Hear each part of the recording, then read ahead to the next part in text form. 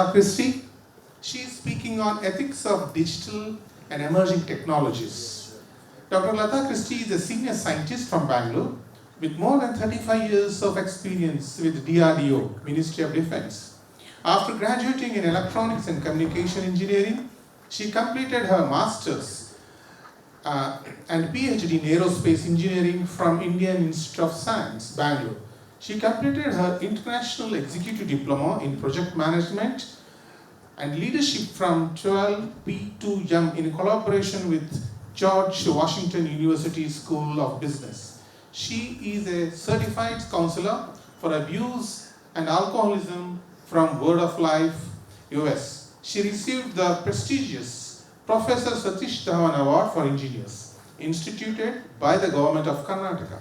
Women Achiever Award from Federation of Karnataka, Agni Team Award for Excellence in Self-Reliance. She has authored 4 books and around 70 papers. She is the host of the Science and Religion web series called The Grand Cosmic Story in her YouTube channel.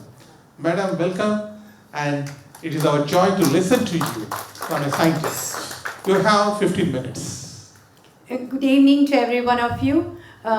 Thank you, Dr. Josh, and thank you, Dr. Vimala, and the panelists, the faculties, and the teachers, and the students. Actually, just 3-4 days back, Dr. Vimala called up and asked, can you speak on ethics and technology? And I was not able to first grasp what she's telling because it was after 10:30, and then next day, Dr. Josh told me, what is it? So recently, I have written a book on Beyond the Boundaries of Science, Exploring the Cosmic Story. I always love technologies and science, and I'm going to complete a novel, a science fiction novel, that is also on the similar topics. I'm writing an article on transhumanism, its effect on ethics and others. So I thought, okay, might be God is asking me to do something on this, let me try. Last 3 days, I've just put all the things together, and it will be quite interesting because I found it very interesting. So in the past 4 decades, we have been seeing technology growing in exponential speed, fundamentally altering the way we live our lives, right?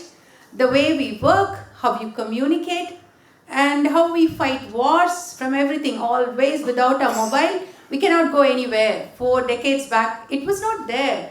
And in every house, you can see a TV, and more than looking into the eyes of people and speaking, we look into our devices, right? So COVID pandemic has increased this emergence of technology, Zoom booming up, everything coming up. And so now this technology gives us power.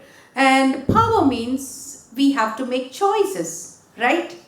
And these choices, we didn't have to make it earlier. Right now, we have to make these choices. And these choices have sparked controversies and also especially debates from ethical perspectives. As technology advances, we must think how these technologies can impact ourselves, our communities, and the world. One of the ways we consider impact is by questioning the ethics. So we need to question how the technology might impact us, and failure to comply by these ethics, it can lead us into a path of negative and destructive consequences. So let me first define the few terms what is here in this. So the first is ethics. What is ethics? Aristotle called ethics as a science of proper behavior. He claimed that ethics is a basis for creating an optimal model for human relations. Ethics lie at the foundation of a society's moral consciousness. So today we live in a digital world, and our relationship have moved online to chats, and we have this chat GPT. Now even people can put some questions and they can get any sort of answers. Have you tried OpenAI chat GPTs? Yes. Okay, so all of us can write our big theses also with that. So that's the advantage today. We live in a digital world. Sometimes we do not even talk to one another, but we give our opinions liberally on the social media. We don't share our personal struggles with even our parents, but we write on Facebook and Instagram. That is the way it goes. So how should ethical principle evolve at this time? So even innovations in artificial intelligence, stem cells, embryo research has turned on a lot of controversies. So now let me say, what is technology first of all? So many have even confused between science and engineering. Science, when applied science, like when you apply science to problem solving, you get engineering. But an engineering is different from a technology. For example, now a physicist is interested in how the stars move, but a technologist is not interested in that. An engineer will send a rocket to the star. So that is the way. So now ISRO has sent Mangalyaan to Mars. It's orbiting around Mars. So that is a scientific feat. It's not a technology. So what is technology is? Technology is something where it's available to common people. It's available in the market. You have an iPhone. It's a technology. You have Airbus. You have Boeing. It's a technology. It's available in the market. So what are emerging technologies? Emerging technologies are new, innovative, and still in development, but has potentially a lot of things it can impact the society. What is digital technology? It's everything about data. And you know, you have software, you have apps, you have personal computers, you have virtual reality, you have augmented reality, and so many things. Now you have UPI, right? You pay your payments, no need. Earlier I used to carry money, now never, not even 100 rupees. If somebody comes to steal, no problem. You can give your bag and move on, because everything is in your mobile, right? So these are all positive aspects of technologies. But when these technologies, what are the threats and challenges these technologies can pose when it is taken to the other level? So it can create a digital divide. For example, now you see internet, and many of this augmented reality is with the hands of very few powerful people. And rich people, they have around 60% of the world economy and the research and all the things in their hands. So you have only very few rich people controlling everything. So that sort of problems can come, and we are now in the fourth industrial revolution. The first started with steam engine, right, in 17th century, and then next is bulk production, the second, and the third we saw in around the later half of the 20th century. It's a digital revolution. We all had computers, we all had internet. Now we are in the fourth industrial revolution, where it is affecting our human body. For example, in 3D printing, you can print an arm, you can print a bionic arm, you can print a bionic eye, and you can put it and a chip in your head, and you can connect it, and you can see. A person who cannot see, he can see using bionic eye brain implant. And a small chip at the back of your head, you just think, now you call Siri, can you do this? You are speaking to the Alexa, you are speaking to Siri, but instead of that, you just think. Open the door, you think in your mind, the door opens because of the chip at the back. See, in care, we have done an experiment that they have a wheelchair, a patient was sitting, and he couldn't move his hand. So he just thinks, and it is connected to the wheelchair arm, and it moves because it's connected, his thought pattern is connected. So many things, it is connected to the motor cortex in the brain. So these are all some of the good things. But when it is used for the wrong things, what do? So that's why we need to have ethics. Ethics and principles are roadmaps to us, because technology is a limitless potential to improve our lives. But when humans themselves become technologies, what to do? So what are we going to do if we don't have a compass, moral compass? Many times I get lost when I drive, if I don't put Google Maps. So Google Maps is a guide for me. The same manner, if we don't have a moral compass, we end up in destruction. So technology, we think that it can fix anything, but can it fix? That was a question. There is a biology called synthetic biology, and also genetic engineering. Have you heard of CRISPR gene editing? So this is available in market now even for $200. After some time you will get it, they say. You can edit your gene, you can edit so many things. People say, designer babies. People can create designer babies. How problematic it will be if something wrong they do in a gene, and if they make a baby like that, how it will live. And some ladies might be exploited because they are poor and they have very good eggs. They can be exploited for that. This creates a lot of ethical issues. It could revolutionize sometimes, because what if in our life some genes are wrong, my parents' genes are wrong, and they can correct it. But what if when it is employed for designer babies, when it is employed to a human fetus, you can use it and you can save it for a long time using some solutions. And then from that stem cells can be taken, and even now they say Johnson & Johnson vaccine is created from the kidney of the human fetus. That's why many were opposing it. It's so dangerous how people are doing that, but now itself it's happening. So, later medical field, healthcare will be affected by robotics. Every of your information is fed right now. My son is a doctor in the New York hospital. He says many of these things, every of the patient's thing is fed, and he sits and studies at home and just gives 5 minutes some expert suggestions there. So later there is no need for even for doctors. So this is, I feel it's some sort of selfishness, some ethical problems, and human dignity can be questioned.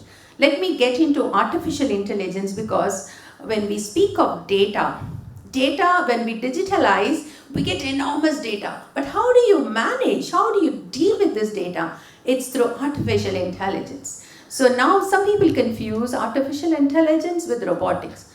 Now I combine artificial intelligence and robotics. I get artificially intelligent robots. That is the game changer now. Artificial intelligence, they use machine learning and deep learning techniques. They combine information like sensors are giving. For example, in a war scenario, I get from sensors every information. And then my digital data, my Google Maps are giving. And from remote inputs we get. And then using artificial intelligence, I can direct the missile to go and hit the particular thing. So artificial intelligence enables machines to perform tasks that require human intelligence, like planning, learning, reasoning. So these systems can think and act like humans, can think and act rationally. So this is an artificial intelligence. Emerging technologies, I said new, innovative. 5G communication we are having. Many people are scared because it's going to the high frequency. It can affect our body, it can give rise to cancer and many other things. And neurochips which is embedded in the brain, it can after some time degrade. What about the body? And mind uploading, which I will speak at the end. You upload your mind to the computer, your thoughts to the computer. So now we have Internet of Things. After some time, you will be having Internet of human beings. What is that? What about the dignity? When you die, you will still live. Let me explain in detail after 5-6 minutes I have. So there are 3 types of artificial intelligence. One is narrow, where you have your self-driving car, you have your Siri, all these fall under narrow. Next is artificial strong intelligence or general intelligence. These machines are intelligent like human beings. They can not only drive the car for you, but they will come to your house and they can make coffee for you. They can understand your emotions and speak to you like that. Then super intelligence, they will learn from themselves and they can improve and they can become more powerful and they can even keep you as pets. So that is the power of strong super intelligence. So now in narrow you have this Jibo. So it's a family robo. It sits in your house, take your family picture, it can read your recipes, it can teach your children and all these things. And some of the medical robots. Of tasks during surgery. Precision surgical arms designed for proper instrument positioning and implantation during spinal surgery increase surgeon precision. Automating the bronchoscopy process avoids incisions with the insertion of flexible tubes through the body's natural openings. Using a controller-like interface, this advancement increases accuracy and safety while decreasing invasiveness and cost. Robotization is also reaching endovascular procedures like percutaneous coronary intervention, PCI, and peripheral vascular intervention, PVI, which traditionally require the surgeon to wear lead. Using robotics now lowers risk for patients and the surgeon while improving outcomes. Robotic surgery provides precision, flexibility, and some of the nano robots, it goes inside your body and it can take the picture of your DNA, everything, your innermost part, it can go through your bloodstream, and that is the one which is used to connect your body to the computer.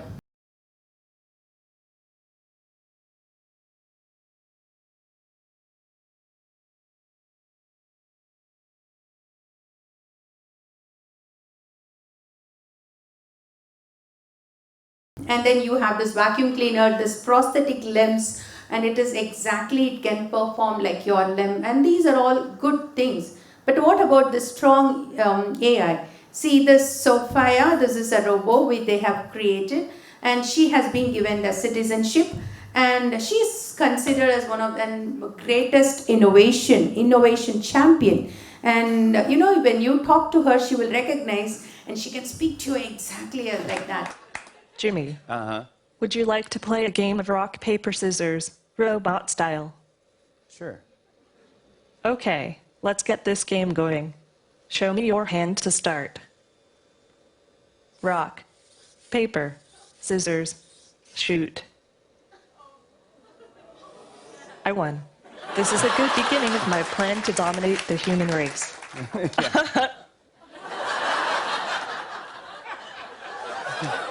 Dominate human race. That's one day that can happen. So this is a killer robot.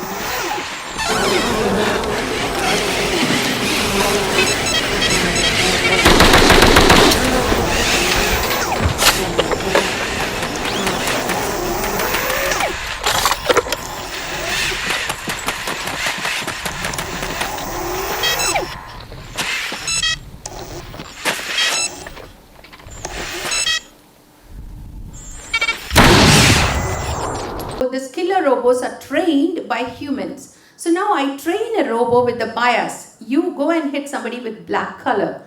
Racial are built inside. Or if you go and hit when something falls down, when you hear a sound, whatever I train, it happens. Now what about going on the road and you see killer robots running on the road and somebody has trained it to catch a person? It's so difficult, right? So might be we will enter into such a thing. So drones, and what if all the time you are surveilled by a drone? And so ethical concerns of AI. So now these are some of the things. Now what are the ethical concerns? I come to the final. What we actually use artificial intelligence for? Who has access to AI? Does AI think like us? Is it empathetic? Is it humane? What about the bias built inside? And this is strong, most of you would have seen. And you know, there is one movie called Gattack, 1997 movie. So there they using this, they take blood from human beings and they find out who is strong and who is weak, and they kill the weak ones. Eugenics, if you have studied about eugenics, it's all about that, some movie. So now what happens if these machines take over? Mind uploading to preserve people in an indefinite afterlife. The biological you might die, but your mind would have been given a virtual body, and the simulated you, your memories, your thought will live forever. And you give a body to it, it will live forever. So what is the dignity at that time you just see. So now I wanted to give an ethical framework of technology, how we should do. There should be a purpose, there should be a principle and value. Why I do this technology, that's most important. And what do we desire for, care for, and how do we achieve our purpose?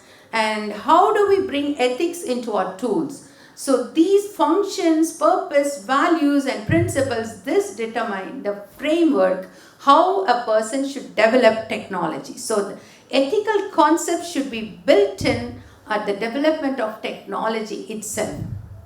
And brain controlled or car driving, what if we duplicated ourselves? Can we duplicate our consciousness, our soul?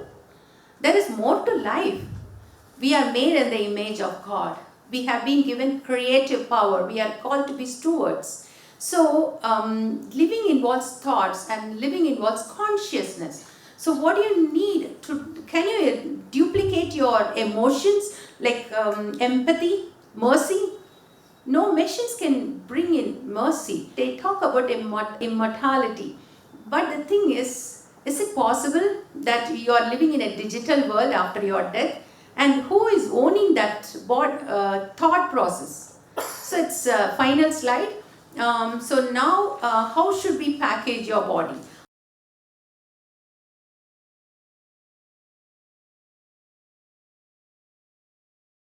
I wanted to finally say that this weaponized robots and all these things, mind uploading, create a lot of ethical issues. So the person who is developing it, we should build in legal implication. It's very important the church should stand, people should stand, they should make noise. What sort of ethical implications this will bring? It's very important that such conferences are held. I was so happy because we are participating in God's mission that everybody will have life and life in abundance, and to ensure the dignity of every creature of God. So that's why in the global phase of digitalization, we should be very careful that we should do good, not harm. And we are called to love our neighbors, not to harm them through our creativity. And finally, we should never misuse, and we should know that we are made in the image of God and our life is sacred, the other's life is also sacred. Thank you so much. Thank you, Dr. Latha Christie. Now, I have given time only for 2 questions. Dr. Latha Christie can answer. Yes, please. Please mention your name, then you can ask the question. Hello, ma'am. I'm Sneha from Acharya Bangalore B School. My question is, since you were talking about AI, there are certain jobs that cannot be replaced by AI, right? Do you think that such kind of job is psychiatrist? One of your slide you mentioned, can technology fix every job? Like, can technology fix everything you have mentioned? How do you think that psychologically and mentally affected person, how could technology can fix those persons? They are trying to have some medical care even for psychology, but not to the full extent. As you have a person to speak to you, doctor, and take your inputs, how you are training the machines, right? So you make a small machines out, for example, as a doctor, and he asks questions, and you get the inputs. So when are you facing anxiety? How are you facing stress in the night? Are you able to sleep? These sort of questions any psychologist will ask. These sort of questions the machines are trying to get it. And that's what the healthcare system does. And then they just give some medicines based on that. So, but this is not full. You cannot talk with empathy and unless your machine is trained to that extent. But at present, I don't feel they are using a machines to treat a psychiatric patient. But at least to gather the information, they are using it. Thank you, madam. One last question, please. Yes.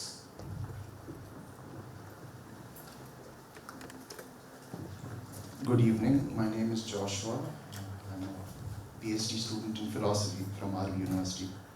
My question was regarding the idea of God's role over here, because my idea was ethics is something like, or what role would God play in this, right? At most, we can assume what God would want, and we can only reason it out. And if we actually look at the history of, say, Christian history, in the name of God, we've fought numerous wars. The whole of South America was literally destroyed in the name of God. So, I'm just wondering, what role does it say in the name of God? Like when we say in the name of God, what are we actually implying? So, in the name of God, wars were fought. You were right, but they were not following the biblical principles, right? Christianity, they say it's a relationship, not a religion. But when the wars were fought, they taught us a religion. That's why we need to bring in people into our religion. That's why the wars were fought. But actually, it's not that way Jesus taught. He never asked for people to come inside. He just taught love. He just gave love. And he gave that empathy. And that's when he healed out of compassion. So that's what it's all about. So people have misrepresented. Sometimes we misrepresent God because we are supposed to be the light and salt to the world, but they misrepresent it. But in this case of technology, they're playing God. God has created everything. He's beyond space and time. He's transcendent. But when He created everything, He has given us to reflect His creation, like a creative power, not to create something different. We can improve ourselves, but not to replace ourselves. That's what I wanted to say. We cannot create another human being which is totally different from us. We cannot control our evolution. When we do that, we'll end up in massive destruction. We will end up destroying ourselves because we don't have that power. That's why we should not play God. That's what I meant. Because when we play God, it's a dangerous thing. And though He has given us creative power, He is also through the creation, everything, He has shown us who is He, the intelligibility to know God.